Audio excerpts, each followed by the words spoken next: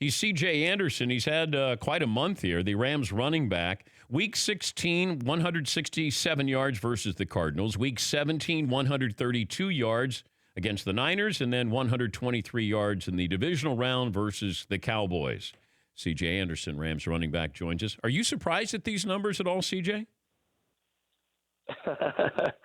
No, not really. All off season, I put the time in, try to put myself in the best position with Carolina. I just think, just my 6th year in, I'm seeing the game a whole lot different. It also helps to have great teammates and a wonderful O-line. Playing extremely well. But as far as my ability and what I can do, not too much surprise. It's just, I was signed here in December to I guess at one point I was signed here in December to help with insurance at one point, and then found a way to work myself in the role, which I think you have to do that with every team you're on. You always got to find a way to work yourself in the role, and then now I'm trying to take advantage of this opportunity, and because of my experience and some games that I've had and some things I've done in this league, just trying to put myself in a position to help this team win a championship. All right, I'm looking at this. You signed with the Panthers coming into 2018. Then they waived you. Then you went on to sign with the Raiders, and then you were released 6 days after that with the franchise. Did you keep your jerseys that you had with the Panthers and the Raiders? I did not. And I definitely was going to ask at the end of the year for sure. The Panther jersey, the number 20 was special just to my older brother. That was his number when he played, and obviously he couldn't play no more because of medical reasons. And then the Raider jersey, my mom's a huge Raider fan, so I was going to see if they were able to keep that. But how much did that hurt? You dream of playing for the Raiders, and then you get released after 6 days. I don't want to say it hurts. I mean, it's part of the business. Some people don't understand. I was never released, whether it was from Denver, Carolina, or Oakland. I was never released because of talent. Denver, great organization. I respect them so much. It was cap space. As a running back in this league, if you're not elite, as they say, they don't think you're worth dollars, and that makes sense, and that's understandable. And they kept it up front with me, and part of ways. And Carolina, hopefully I was getting a chance to work. Hopefully I was going to get a shot to work myself in the role. But what can you say about Christian McCaffrey, who might be Offensive Player of the Year this year? The season that he had, and his second year in the league, and he's an All-Pro now. And, he's a hell of a back, hell of a person. That his emergence, kept me from being on the field, which is supposed to go. And then Oakland, I get there, getting ready to play because some things that they felt with Doug Martin, there was some injury stuff. Doug Martin was healthy enough to play that week, and then 2 linemen get hurt. It makes sense. You got to protect the $100 million guy, so they have to bring a guy up from practice squad and bring a guy back who they released earlier in the year, who knew the play. So just to protect Derek Carr, which is their franchise. So, they're going to try to put some weapons around him next year. So it makes sense. It makes sense, when teams tell you what's going on, and some people in the outside world don't understand that. They just think, I got released because of talent or different things. It was really timing and circumstances of what the team was going through. What's your official height and weight? Right now, I'm 5'8", about 235. So I'm about 10 pounds over what I am. I got a baby due in April.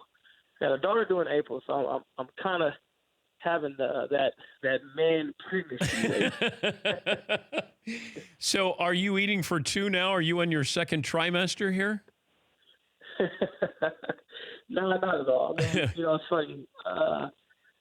Everybody has the jokes of what I weigh or how I look or how I'm built.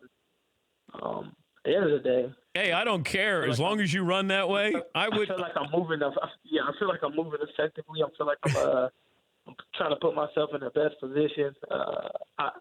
Obviously, next year, along with the off season, you can train and you can work on some things that you were doing. At one point, I was everywhere I was supposed to be, and then after being released from Oakland, I definitely thought the year was over. So I actually shut myself down. So I definitely thought the year was over. And obviously, that didn't happen, but obviously I'm good enough to play, so that's fine. How would you describe your style if somebody had not seen you run against the Cowboys?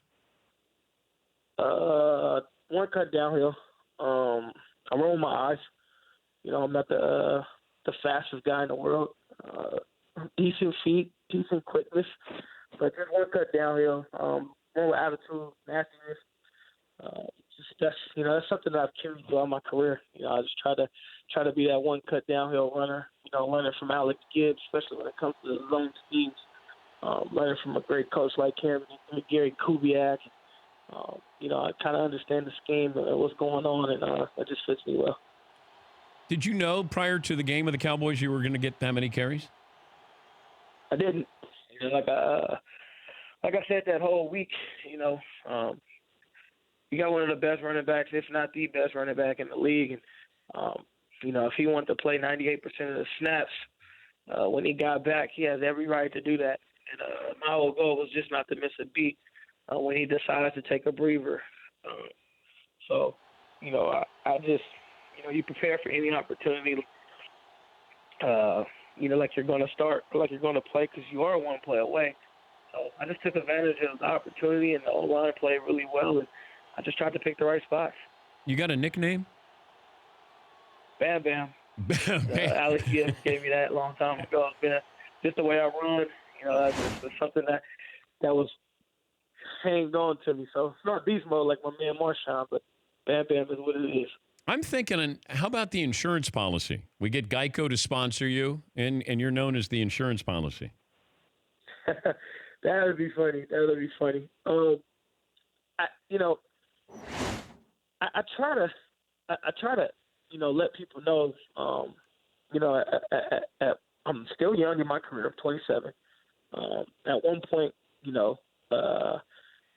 in 6 seasons, I have, 2 1,200 all-purpose seasons and a 1,000-yard season and a Pro Bowl.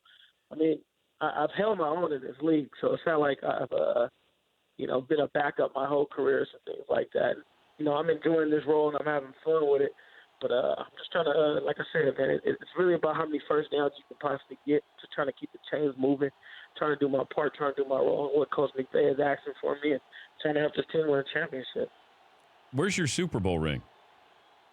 It's in the safety deposit box. Why don't you bring it to practice? Nah, you can't. You can't. It's not time. I mean, we got a great challenge this upcoming week.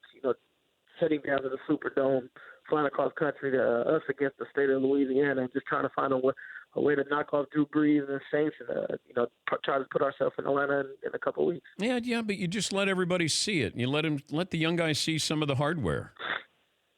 Not yet. There's different ways to get the young guys motivated.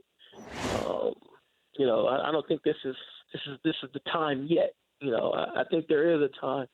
Our Super Bowl run that we won, I remember right before our AFC Championship game, DeMarcus Ware pulled out the Lombardi Trophy that one of the Broncos won, one of the 2 at the time that they won. And, just kind of said New England was in our way of this, and it kind of silenced the mood. And not saying I'm going to do that this Sunday or this Saturday before, but there's a time and a place when to let the young guys know the magnitude of the game. It doesn't have to be passed down by myself or Akeem, who had the opportunity or Wade. Coach McVay does a great job motivating us, and I think we're all motivated to try to take care of business this weekend. He's known as Bam Bam or the insurance policy. He's C.J. Anderson of the Rams. Good luck traveling to New Orleans, and congrats, and good luck with the baby in April, C.J. Thank you. All right, that's C.J. Anderson. He ran for 1,000 yards last year, and then Denver released him. And then, figures he's not playing this year. You get released by the Raiders, and he's just sitting at home chilling. All of a sudden, come on in. He rushes for 100 yards. Next week, 100 yards. Then last week, 100 yards. And this is what New Orleans has been very successful with their two-headed monster with Ingram and Kamara. And now the Rams have that. Because Gurley can beat you with power, but he can also beat you with speed and finesse. C.J. Anderson, you basically know what you're getting. He's coming in, and that cement truck is going to hit you. For more Dan Patrick Show, tune to Audience Channel 239 on DirecTV or download the Dan Patrick Show app.